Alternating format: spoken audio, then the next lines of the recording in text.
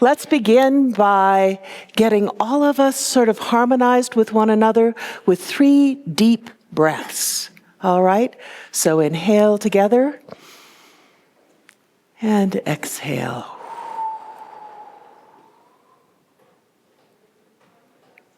And inhale and exhale. And one more time. Inhale and exhale. Natalie, come right down in front. There are chairs here for you.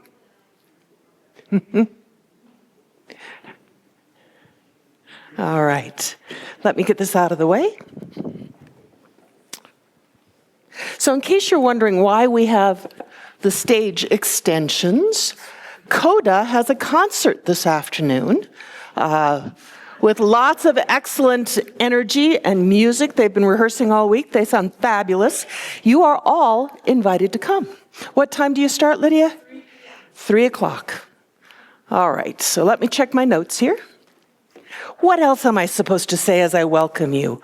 Well, I was going to make a special gesture of welcome to the middle school youth group and their advisors from Durango Unitarian Universalist. You guys want to wave from the back there? Yay! We'll introduce people by name a little later in the service. Our opening song is 1064. You all know it. It's Blue Boat Home. Please rise as you're willing and able.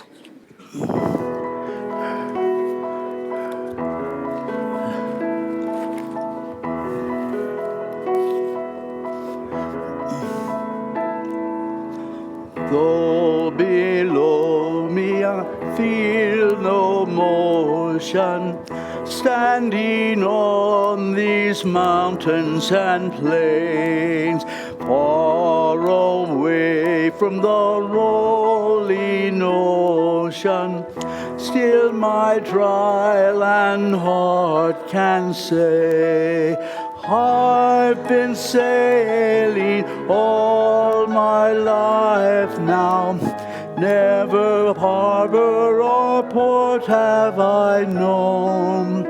The wide universe is the ocean I travel, and the earth is my blue boat home.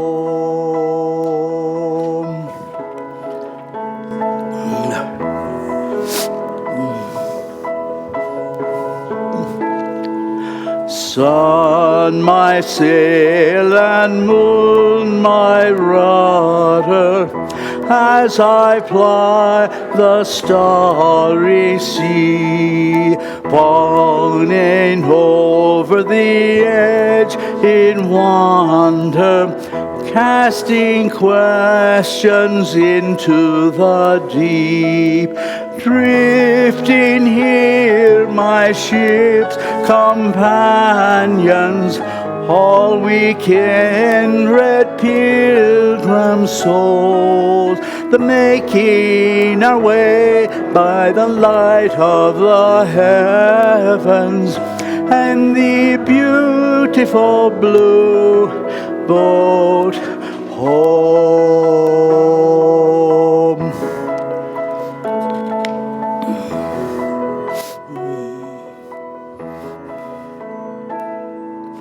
I give thanks to the waves upholding me. Hail the great wind, urge me on. Greet the infinite sea before me. Sing the sky my sailor's song. I was born upon the fathoms, never harbor or port have I known. The wide universe is the ocean I travel, and the earth is my blue boat home.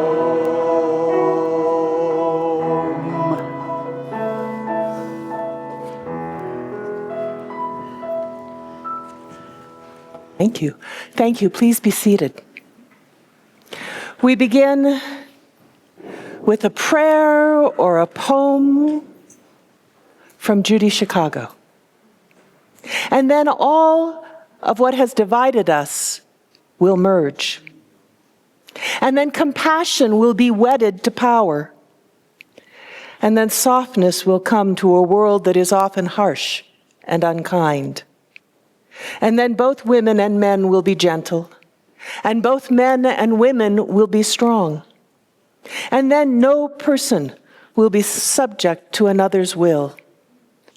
And then all will be rich and varied. And then all will share equally in the earth's abundance. And then all will care for the sick and the weak and the old. And then all will nourish and guide the young. And then all will cherish life's creatures. And then all will live in harmony with each other and the earth. And then everywhere will be called Eden once again. Our question this morning is, how do we get there from here?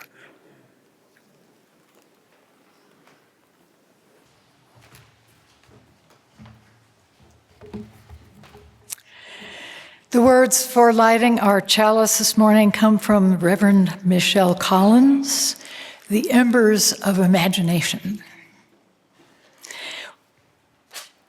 We light this chalice, a spark in the darkness, kindling the embers of imagination within us.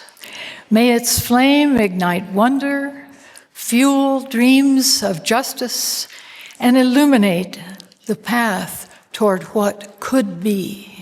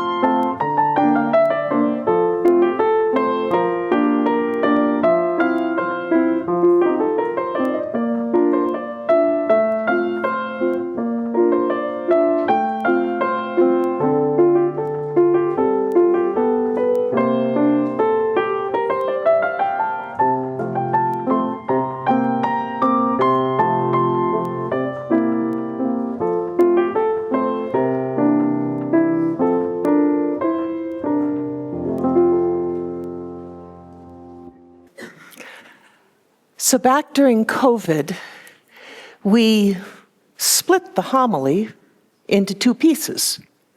Because if you're watching online, having one head talk at you for 20 minutes or a half an hour is just too boring for words. And I have loved it because it's made it possible for me sometime to give away half the homily and let you hear someone else's perspective on the topic of the day. So today, Reverend Jean Darling is my guest doing the first part of the homily, and then I will pick up and do the second part. And so Jean chose a reading to support her piece of the homily. I think you'll recognize it. It's by Martin Niemöller. First, they came for the socialists. And I did not speak out because I was not a socialist. Then they came for the trade unionists. And I did not speak out because I was not a trade unionist. And then they came for the Jews. And I did not speak out because I was not a Jew. And then they came for me. And there was no one left to speak for me. Jean? I call this homily, to save the earth, first we have to save ourselves.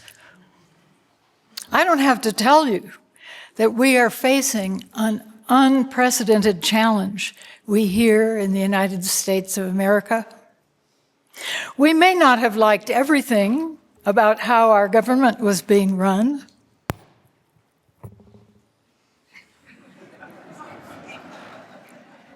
We want to hear everyone. I'll try to talk more into the mic. We may not have liked everything about how our government was being run, but there were many things we liked. And for years now, we have taken them for granted. Social Security, Medicare. Why don't you shout out a few things that you've liked?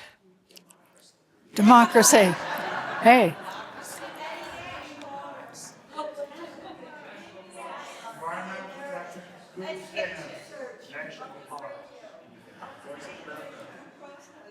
Oh, great. Yeah, there's so much. Head Start, the EPA, environmental protection, civil rights laws, improvements in local policing away from violence, and everything that you mentioned. Fantastic, thank you. For some of us, the current administration is making devastating changes, behaving in a reckless and lawless way to remold the government into a plutocracy that benefits a rich few. You can even name them. Cutting programs that help children, poor families, and the middle class. The constitutional powers of the legislative and judicial branches of government are ignored and run roughshod over. The regulatory state is being hollowed out. Skilled scientists and forest fire experts and doctors and nurses in the VA are being fired. Immigrants being deported without due process just because they have tattoos, or students because they support Palestinians. Delaware Representative Sarah McBride, the first trans person elected to the national government, being baited sickeningly while she takes part in congressional business, and voting rights narrowed so that even women who changed their names when they married might not be able to vote. I couldn't help but think of that poem we read earlier. Niemöller was a pastor repeatedly arrested by the Nazis for his opposition to German state intervention in the church. They were trying to get all the churches into one big union of churches that would support the Nazi program. He spent the years 1938 to 1945 in concentration camps. Thank God he survived. First, they came for the communists. Today, we could substitute, first they came for the immigrants, then they came for the trans people, then they came for the universities and the liberal media and law firms, and then they came for the nonprofits and the environmental organizations. And the poem ends, then they came for me, and there was no one left to speak out for me. Are we facing a future like the German people faced in 1930? Is this the beginning of a true dictatorship? Or is it still weak enough, still an embryo, not fully formed, that it can be stopped and reversed? This is an emergency, and we need to speak out. We have to take action now because they are already coming for some of us. But some people seem not to see this as an emergency at all. Maybe they don't read the news, or maybe they agree with some of what candidate Trump was saying. When I saw the mind-boggling AI image he posted of himself as Pope If you haven't seen it, I'll show you. I suddenly understood that he is a jester. Like in the Middle Ages, when people one day a year could pretend to be their betters and make fun of them. It's why people who feel disrespected and put down in our culture like him. It's why they hate universities. They hate the woke scolding of leftists like me. They hate the arrogant, know-it-all attitude of scientists. And who wouldn't resent being called deplorable? Okay, there's a huge gulf in our culture between people who read newspapers and those who get their news from social media or cable news. In my search for understanding this, our current predicament, I was rereading Václav Havel's 1979 essay, The Power of the Powerless, and I've got one of his books down here. Havel, you may remember, was a Czech dissident. He was author of satirical, absurdist plays about the communist regime. And then, after its overthrow in the 1989 Velvet Revolution, he was elected president. I wish he were still alive today. In that essay, Havel describes the political culture Czechoslovakia was living under before the revolution, in which people obeyed because they were afraid not to, or because they did what everyone else did, or because they had internalized those external demands. There was no room for people to act or speak freely out of their own convictions.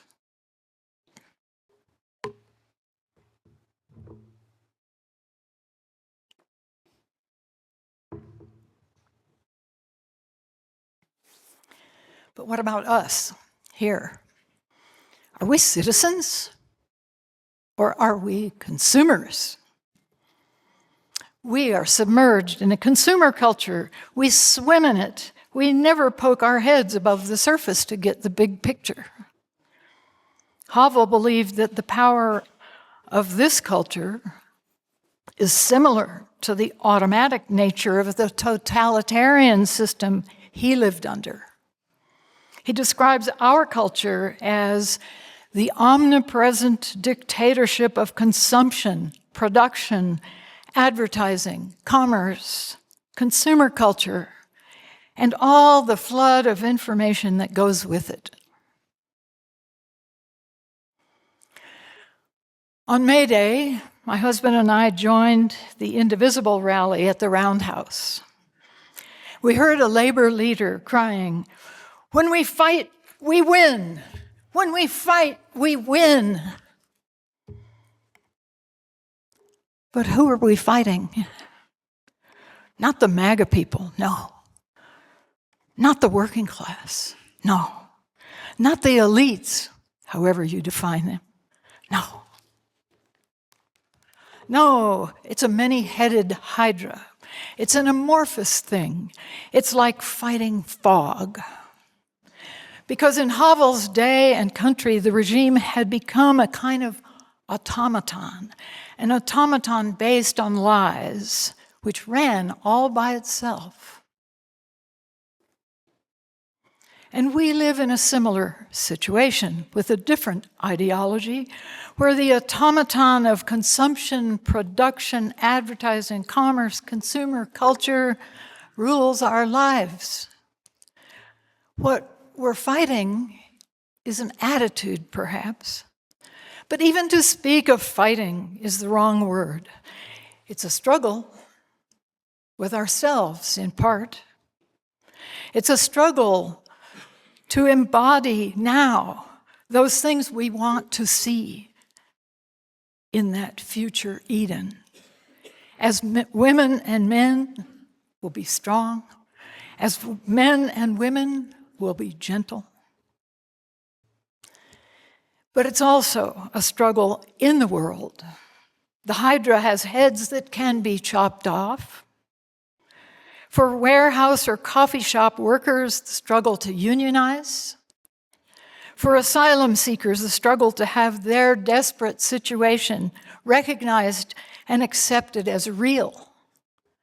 For LGBTQ and trans folks, the struggle to be left alone to live normal lives like everyone else. For the aged and those who are struck down by catastrophic illness, the struggle to receive the care they need. For parents, the struggle to give their children the education and nurturing they deserve as America's future. And for all of us, the struggle to protect and nurture the earth itself and all the creatures she harbors, and the struggle to restore and care for our democracy, that with all its flaws has brought us this far.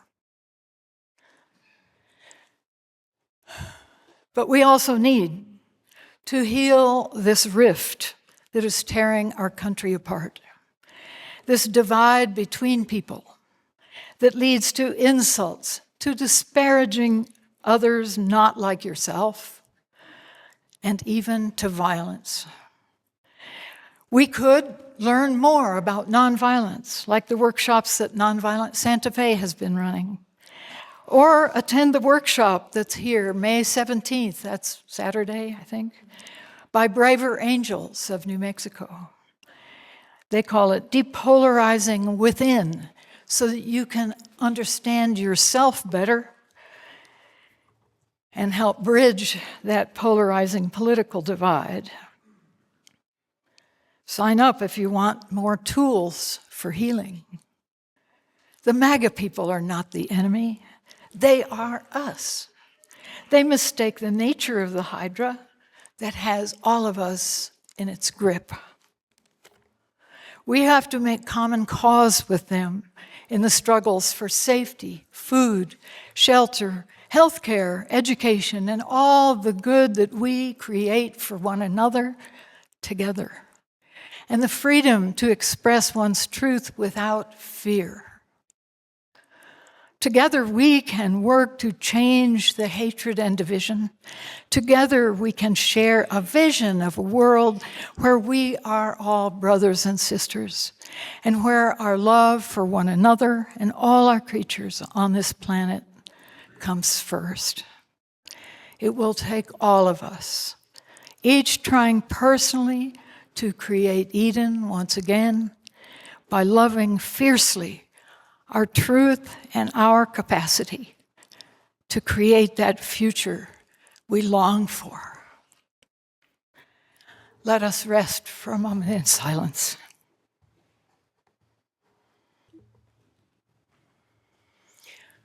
Each Sunday, we place 4 stones in our chalice to help us remember the future we are working for.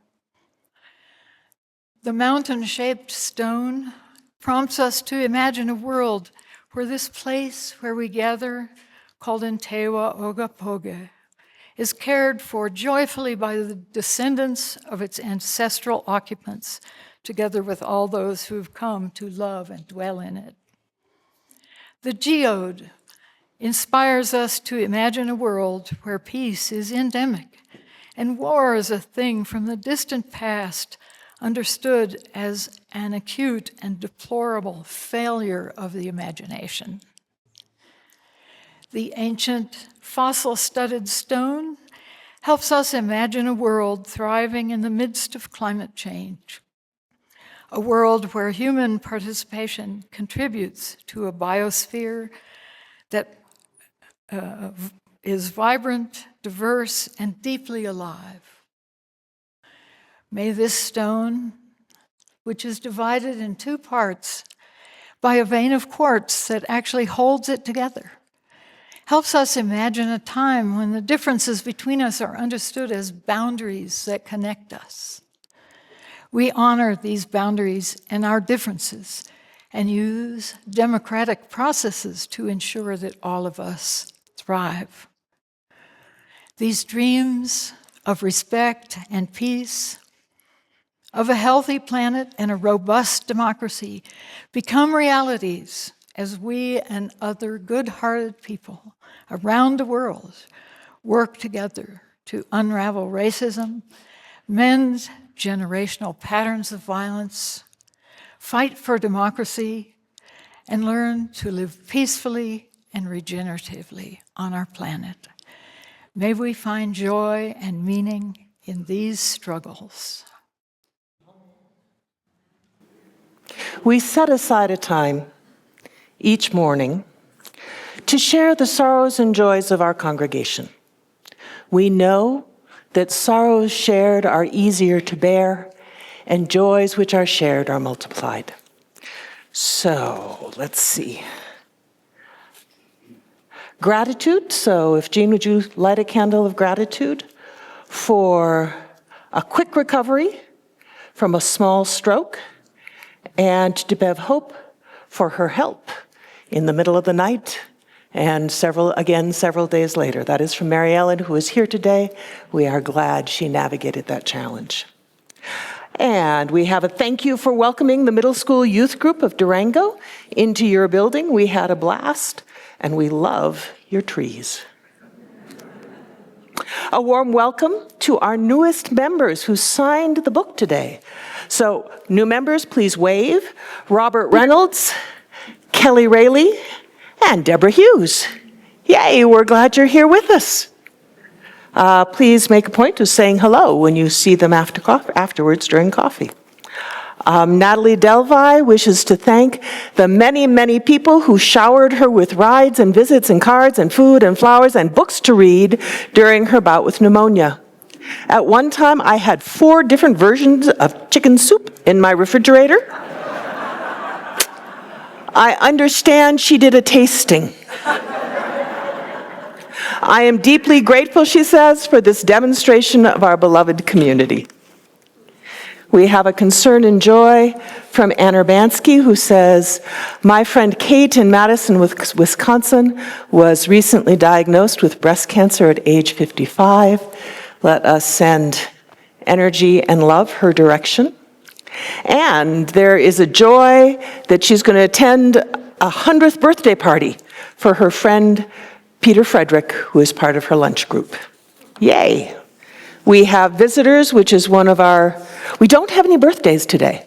Now, I think that's kind of amazing that we do birthdays for a week, and in a congregation our size, we have a whole week where nobody was born. That makes no sense to me. Anyway, happy birthday to anyone who we might have missed. So, our Durango group includes, wave guys when I call your name, Ben, Nate, Iris, Tom, Becca, and Reverend Jamie Boyce. Yay. We also have with us from San Diego today, Virginia McClintock. From Espanola, Elizabeth Martin. We have Joan and Jim from Santa Fe, and Jana and Deno from Salt Lake City. Yay. And Yvette and Liz from Santa Fe, and Nancy from Dallas, and Monica from Texas and Illinois. We are glad everybody's here, and I think some people found each other just now, which is awesome. So would you light one more candle for all the sorrows and joys we have heard, and for those that we carry still unspoken in our hearts. We continue with Spirit of Life. Del, that's your cue, my friend. If you know it, sing along. If you don't, just listen.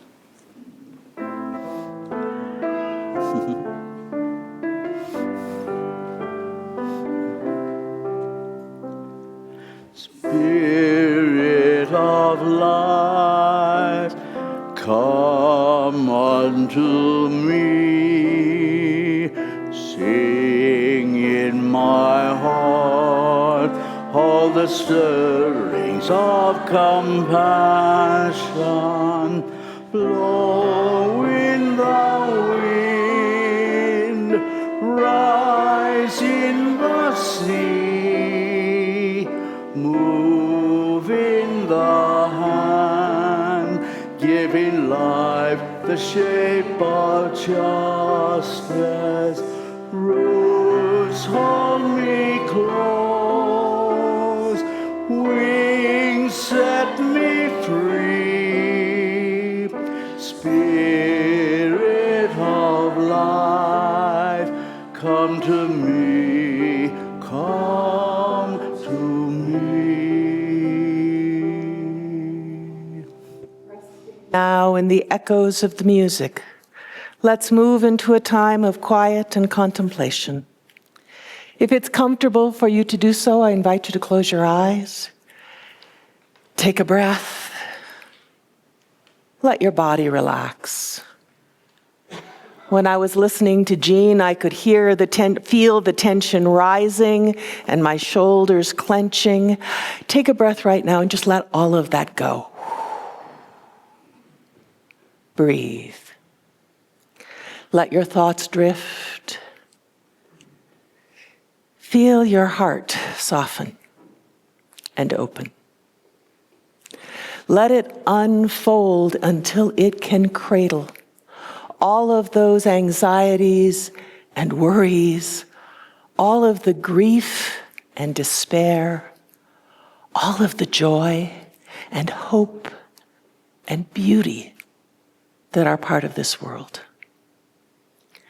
And as we rest together in this room and in this moment, let yourself become aware that you are not alone.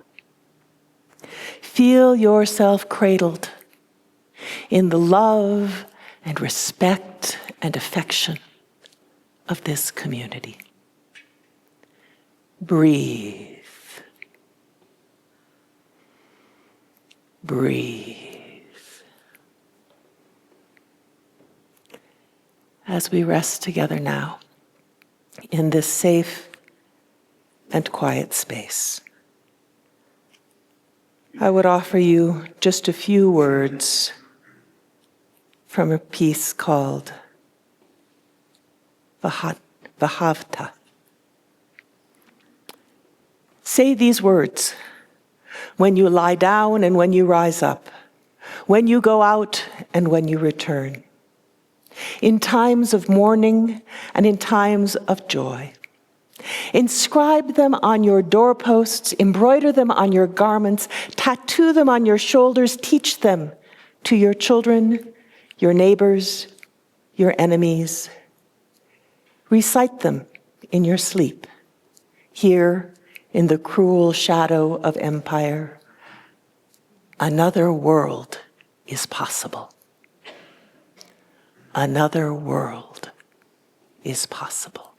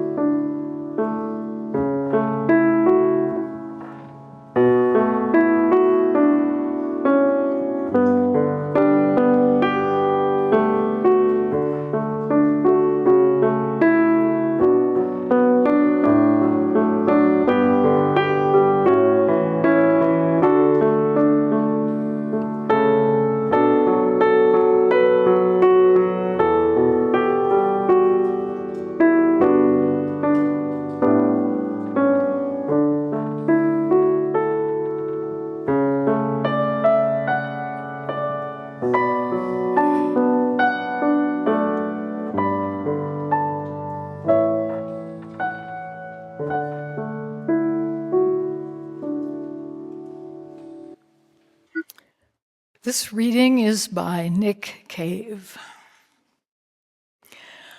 What we think, do, and say is fundamental to the survival of this grand human project. Each of us is precious, and our actions are vital. Everything we do and say matters. We can speak beauty into the world or poison it with our words. We can build things up or tear them down. We can dream of a world that is vast, alive, and interesting, or reason it to be small, hard, and empty. We are each an artist, said the poet, priest, and philosopher John O'Donohue. We each possess an imagination. Everyone, whether they like it or not, is involved in the construction of the world. Every action we take and every word we speak builds or breaks the planet. We must approach the world as collaborators and willing participants in its preservation. So this idea that we each participate in imagining and creating the world can be so inspiring and energizing and so completely overwhelming at the same time. Inspiring because it gives us a way to make a difference. It affirms that what we do matters.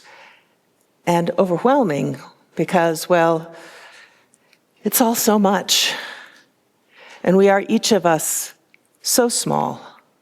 And right now, what with the crazy politics of our time and the shifting climate and the so many hurtful things happening and the day-to-day challenges of getting the car fixed and getting to the doctor's office and navigating finals week at school and all of those other things, how can we possibly fit reimagining the world in between all of those other commitments? And some days it just feels unfair and too much, and it's easier to eat chocolate and stare into our devices. I've been reading Sarah Jaquette Ray's book, A Field Guide to Climate Anxiety. It's the yellow one down here at the foot of the chalice. The subtitle is How to Keep Your Cool on a Warming Planet, and it's been very helpful. Ray teaches environmental studies, and she noticed that every time anyone took her class, around midterm they were really depressed. I mean, really depressed. Go to the therapist and the counselor, depressed. And, you know, I bet everybody has had a moment when we're thinking about the planet and the climate where they've gotten depressed. Growing up in the 60s and the 70s, at the very start of environmental education, I remember being deeply disturbed by news about melting ice caps and holes in the ozone and vanishing rainforests. My kids, who are 20-somethings, had the same experience. Raise your hands if you did somewhere along the line. Yeah. Well, Ray decided this was not useful. When you are depressed, what you want to do is disappear. So she decided she would completely change the way she taught. And in addition to teaching about what was happening in the world, she was going to teach her students what was going on with them. And she says there's actually a pattern that most of us follow when we are encountering disturbing and overwhelming news. And it goes something like this. We start out full of idealism. We think the world is wonderful and we think we're going to get to live happily ever after without ever having to go through that difficult hero's journey. But as we learn about what's happening, how hard the journey can be and how big the dragons are which oppose us, we lose our innocence, that's the second stage, and we start to feel guilty, desperately guilty about the part that we in our culture have played in the state of the world. I mean, why didn't the adults fix it all back in the 1970s? It would have been so much less dire back then and easier. And what about our lifestyle choices now? And our cars? And how we eat and how we consume and how tough it is to back away from any of that, because all of those things are baked into the structure in which we live. Just try eliminating plastic from your life, for example. And so we move to a fourth stage, which is despair. This sense that we are powerless to actually do anything to make it right. And that's where people give up. That's where they get depressed or they get angry or they numb out. And when that happens to her students, Ray doesn't let them off the hook. She assigns homework explicitly to help them re-engage in all of the parts of life, community, and the natural world that feed them, that counter the numbness which they are experiencing, that remind them that the world is still beautiful, that there is still hope, that they can have a future in the midst of everything else that is going on. And when they do that, when they re-engage, they begin to feel this little thrum of hope. Because the good stuff is still here. It's still possible to save an awful lot of what is wonderful in the world and to make a positive difference and to have a meaningful and purposeful life. And when her students hit this point, she gives them homework where they are assigned to do something. Homework which is designed to support their feeling, their sense of efficacy, their willingness to work to make a difference and to experience the fact that their work does make a difference. And once they start doing things that make a difference at the scale of their own lives, this is the eighth thing. It leads them to this awareness that they are resilient. This emotion of being able to confront what is difficult, to see it, to hold it, to know that it's happening at the same time that they are filled up with the love of their community, with the beauty of the world, with their own agency in the sense that while they can't change everything, they can nudge that moral and natural arc of the universe in a more life-affirming direction. Idealism, loss of innocence, guilt, despair, re-engagement, hope, efficacy, resilience.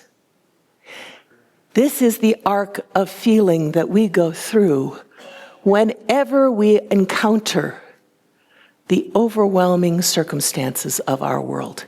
And it seems to me that it maps just as beautifully on how we have been navigating or needed to navigate the political crisis in our world as it maps on how we engage with and relate to the environmental crisis we are faced with. When we're depressed and despairing, we want to hide and disappear or lash out and hurt someone. When we feel loved and supported, we are prompted to engage, to be helpful. Now, these feelings aren't free-floating. They're not just out there in the ether. They are invoked, invited, or imposed by the stories which we listen to. The stories in the news, the stories in the media, the stories we tell each other, and the stories we tell ourselves. And a lot of the time, we don't realize that what we're hearing is a story. We hear, oh, that's a fact. That's the way it is. That is true. Even though every time anyone speaks, they are filtering those truths, those facts, those experiences through the lenses of their own lives, to accomplish a purpose that they have chosen. And so it behooves us when we listen to be paying attention to the perspective and the motivation of the people who are telling the stories. And we need to notice whether a particular set of stories is making us feel bad or whether it's making us feel really hopeful, so hopeful that we want to let ourselves off the hook. And the stories that we really need right now are somewhere in the middle. The stories that leave us feeling not in the place where all is lost and we should give up, and not in the place where we say, don't worry, be happy, but somewhere in the middle, where we acknowledge that the world is full of challenges, but we also recognize that together we can do something about them. And we can have good lives and joyful times while we are doing that work.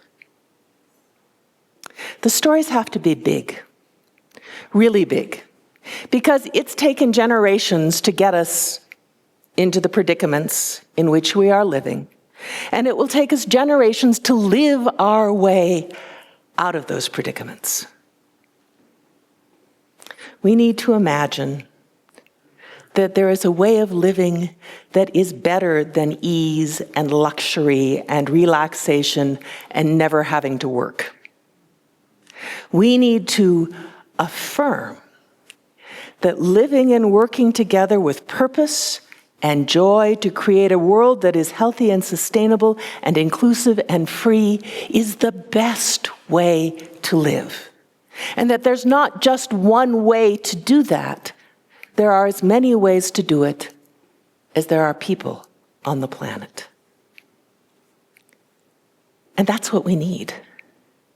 We need hundreds and thousands and millions of people, each living their personal vision of sustainability and resistance and democracy imperfectly in the present moment. If we wait till we can do it all perfectly, nothing will happen. 12 perfect people working to change the world would be a good thing, but several million or billion people working imperfectly to change the world will get us there faster. None of us are going to be able to do it alone. But each of us can refrain from doing the things we understand are hurtful and do the things that we experience as helpful.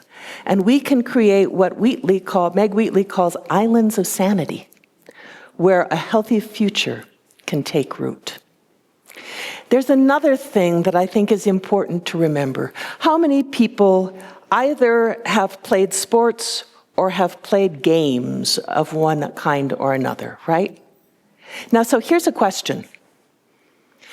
Is the game worth playing even when you lose? Yes, even when you lose, because winning is a goal, but it isn't everything. As we live our way into a greener and freer future, we need to imagine a path where even when we lose, we learn something. Even when we fail, we understand that the game is still worth playing. And our participation is important, and the work is still worth doing. As I wrap up, I want to encourage each of us to practice imagining a greener, more sustainable, and joyful world every single day. Hook that imagining to something already in your schedule. Imagine while you drink your first cup of coffee. Imagine it while you're brushing your teeth.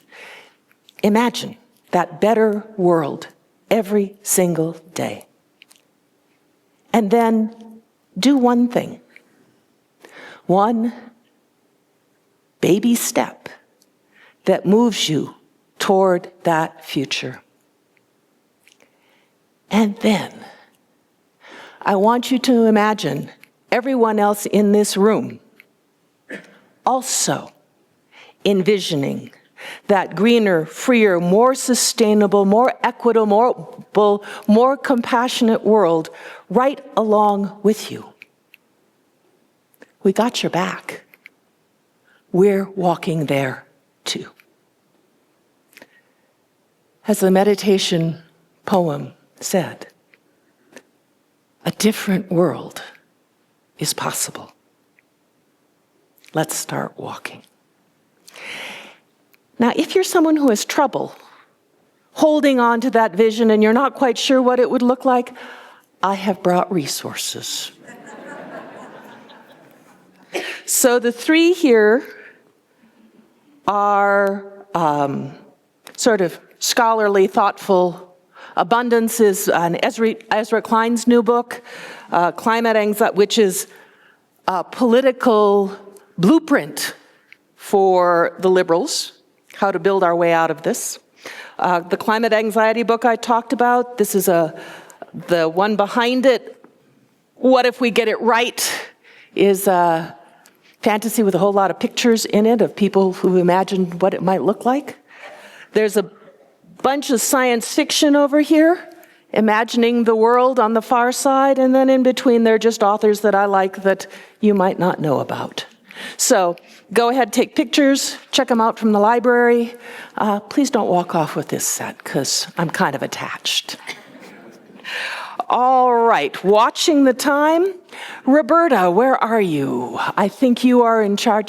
Did she just walk the other direction? I think she thinks we're singing Turn the World Around, and I'm watching the time, and I'm going to put that at the end. So in that case, we have two guests for First Sunday Giving. That's the bright green envelope, remember?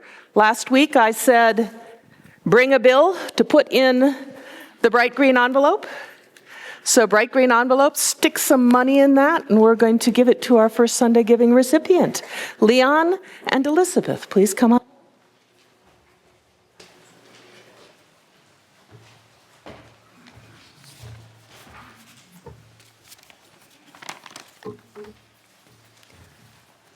Good morning. Katie Tur is out of town today, so I'm going to take a minute or two to introduce this month's First Sunday Giving recipient. Yes, ma'am. Which is the Santa Fe Veterans Alliance. As folks who know me may know, for the 25 years prior to retiring and moving to Santa Fe, I worked with and on behalf of homeless and extremely low-income veterans in California, providing direct services and also doing policy work at the state and federal level.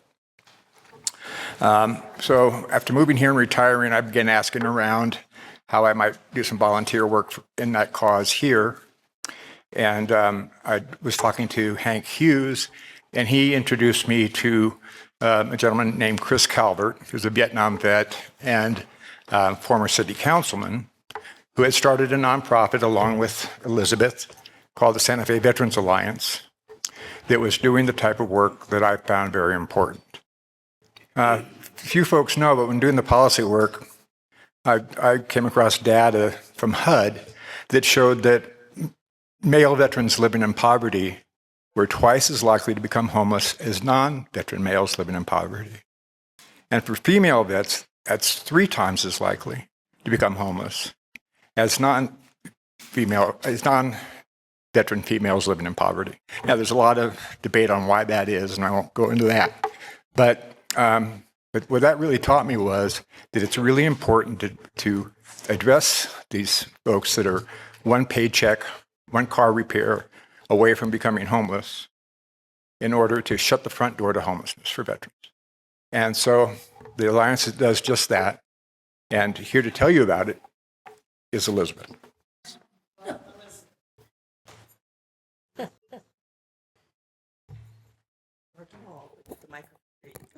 Is that good?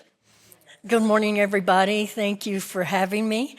I'm happy to be here. I want to thank the the young lady with the blue shirt and the shawl right there, I'm pointing at you, for walking me from my car into the building today and making me feel so welcome. Thank you so much. You have a wonderful congregation. I get the wonderful vibes, if you don't mind me saying a 60s word. And I appreciate that today. And I want to thank Katie for working everything out with me and with Leon so I could be here. And I definitely want to thank my friend and board member, Leon, who is compassionate, intelligent man who, and don't roll your eyes, who helps us greatly to stay on track of why we're doing the things we're doing, and serves on the board of this organization, is the vice chair and the treasurer. As you can see, we combine jobs. We're a very sleek organization where we don't use a lot of funds for anything other than helping veterans. The Santa Fe Veterans Alliance primarily helps veterans in the city of Santa Fe and Santa Fe County. Our board members are all veterans. I am not a veteran, but my whole family is chock full of veterans. And my ex-husband, who I've seen the effects of problems that veterans come home with. And it's all very near and dear to my heart. I'm here today just to tell you a little bit about it and to ask you to help us if you feel like it, and if you don't, to send us positive thoughts because we need those in these times that you all have described today so eloquently. Veteran funding is being cut everywhere. There's more need for nonprofits like us than there ever has been in the past. And so we're right with you for a lot of reasons in the thoughts and feelings you have today about what's going on in our country. We're a 501c3 corporation in New Mexico, very small. I'm the only person who is an employee and have a small payment made to me from the city of Santa Fe to be a navigator for veterans. And so I do that as well as what we do as an organization. And that navigator position shows veterans where they can go to get help. We were formed 8 years ago because of the emergencies that Leon talked about and situations that veterans find themselves in and problems that are unique sometimes to veterans with PTSD and other kinds of things they come home with, which it's very hard for them to ask for help. And when they have to go through the bureaucracy of the government, it's very tough for them to navigate that. We were formed so that we actually could help in an emergency situation. The VA is great and they do a lot of wonderful things, but it takes months and months through the governmental process to get help for veterans. And when you have someone who's homeless and doesn't have food and doesn't have transportation and even has a small child that they're trying to take care of, months and months and months is just too long. Because we're a nonprofit and we raise funds to help them, and we do get some governmental grants and funds, we're able to help immediately, almost immediately. In fact, I brought checks with me today that Leon signed for me, because when I leave here, I'm meeting a homeless veteran who's coming on his bicycle to a local motel, and we're putting him there to have a space to be out of the elements and to take care of himself for 10 days until his voucher that he received from the VA can help him get housed. So those are some of the kinds of things that we do, that we can, he's living under a tarp right now in a field and has been there for 30 days and is 70 years old. And so, it's heartbreaking. But it's very joyous work. I have a regular job too, where I'm a boring stenographer for meetings and things where I get paid. But this is where my heart is trying to help these folks. We were formed mostly to help homeless veterans, to try to get them off the street and help them to be housed. And we've normally helped house between 8 and 20 homeless veterans a year. And we also help precariously housed veterans who are sleeping on someone's couch or something along that line to get housed.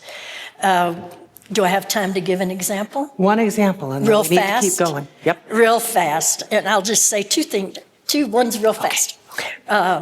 We do things like helping a veteran pay the deposit so that his dog, who is not necessarily a legitimate, I don't want to say legitimate, but a sport. Trained. There, thank you so much. Yeah. Trained. We worry about that too. Support animal, but definitely a support animal for the veteran. We paid the deposit so he could take the dog with him to his apartment because that was one of the things that kept him going. And we helped a veteran who had a 5-year-old child who was very disabled with PTSD and things along that line, worked part-time. His wife passed away. He lost everything he had because she was the breadwinner, and they didn't have life insurance. And he had this little 5-year-old child. We helped him to get into a room in someone's home where he and the little boy could live, and then got him counseling assistance. We took him to the counseling that he went to for a while just to get him going. And now, 5 years later, he's in an apartment with VA assistance. He's actually working for the apartment complex because he's very good at fixing things and doing landscaping. And his child is in an honors program. And so we have those wins. We have losses too, but we do have those wins. And I thank you for keeping our veterans and all of us in your positive thoughts for a better future. Thank you. Okay, so you know the drill, friends. And I did put some papers down here, flyers that have our address, just in case you'd like to contact us if you know anyone who needs help.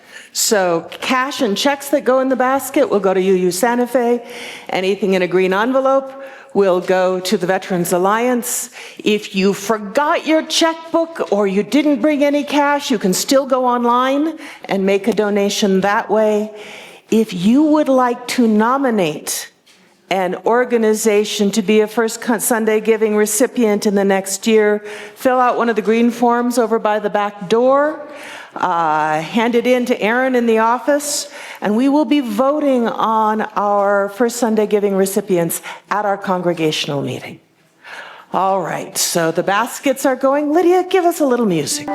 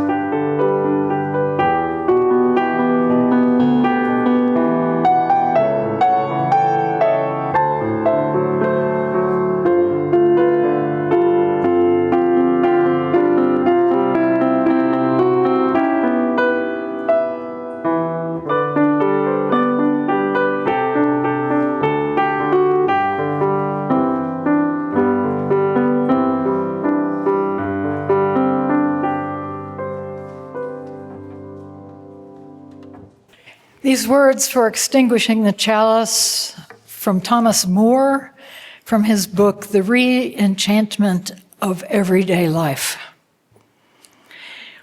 We tend to consider imagination too lightly, forgetting that the life we make for ourselves individually and for the world as a whole is shaped and limited only by the perimeters of our imagination. Things are as we imagine them to be. And now if you would take hands with someone standing or sitting next to you and repeat after me. May love and skill be in our hands. May love and courage fill our hearts. May love and wisdom light our minds. May love flow through us and walk among us. As we live our lives and work to heal our world. Amen, shalom, namaste, blessed be. Assalamu alaikum, ashe, aho. Aho. Have a wonderful afternoon, friends. Thank you.